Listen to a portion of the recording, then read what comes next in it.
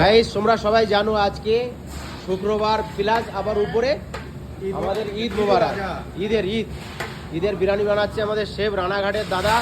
দেখো কালার দেখো, রাইস দেখো, রাইস দেখেছো, রাইসটা দেখো, 1 নম্বর রাইস।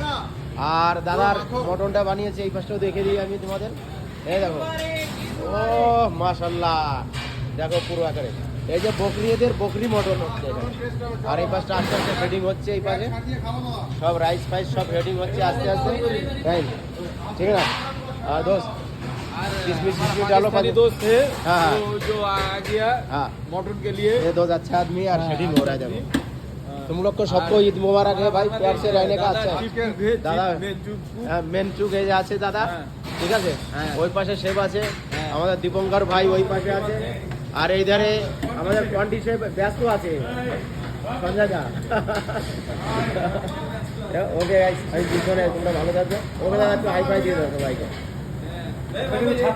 ঠিক আছে? হ্যাঁ 100% কেন আজকেই ছাড়বো গাইস। আজ ভিডিওটা রাতে আপলোড হবে, এখন ব্যস্ত আছে সবাই কাজের ভিতরে।